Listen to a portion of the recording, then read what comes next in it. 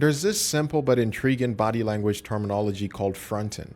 Fronting is simply just orienting ourselves towards our audience, just as I am with you in this video. It can also obviously be used in real life to different effects or with different goals.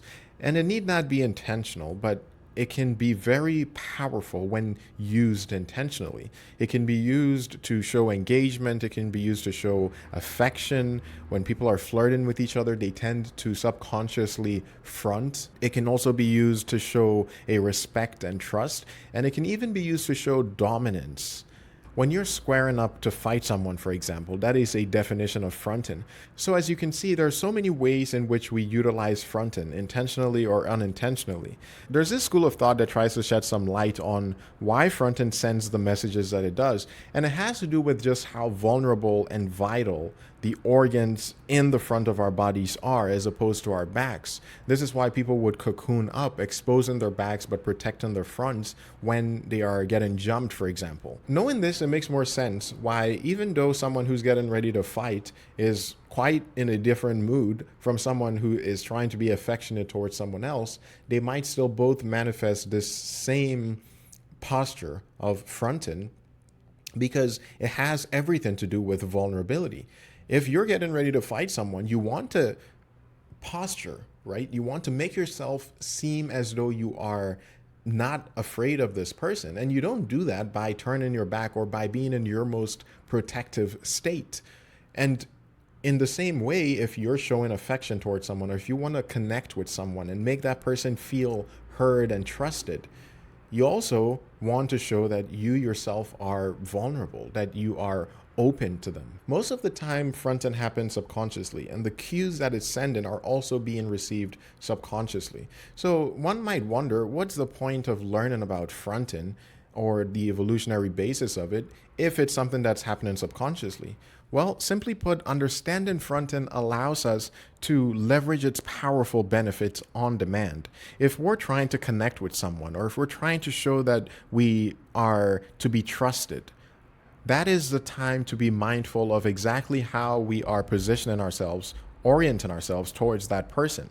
The idea here is not that fronting should always be used in every situation, but rather that it can be amplified or subdued dependent on what the situation calls for and the messages that we're trying to send across.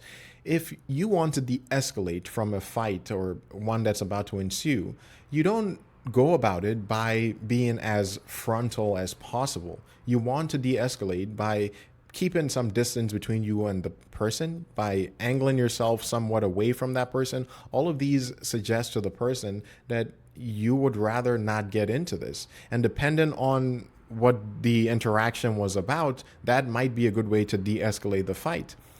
There's a very interesting use of minimize and fronting as well that has to do with vulnerability, because I mentioned earlier how if you want to show trust and respect for someone, you can use fronting as a tool for that. But that can go too far when the message that someone is trying to communicate to you is one that's already inherently vulnerable. That is a time when you actually want to minimize your fronting because the person does not want to feel this extra sense of vulnerability. Whatever it is that they're trying to let on has already done that. So the goal then should be to try to tone down that sense of vulnerability in order to make that person feel more comfortable. This is why in situations like car rides or walks along the beach, or even sitting at diners but facing away from each other, can lead to some of the most intimate conversations where people feel comfortable sharing with the other person because they're not being scrutinized, or at least their brains are not telling them that they're being scrutinized. So fronting can be used to suggest vulnerability and trust and openness, but it can also be used as a way to shut down those things. And the more mindful we are about how it's playing out in the interaction with someone else, the better positioned we are, figuratively and literally, to connect with other people and to not be blindsided by messages that we did not intend to send across. I hope you got some insights out of this video. If any of the ideas I talked about spurred any interest in ideas of yours, please feel free to share in the comments, and I look forward to engaging with them. Thanks for watching.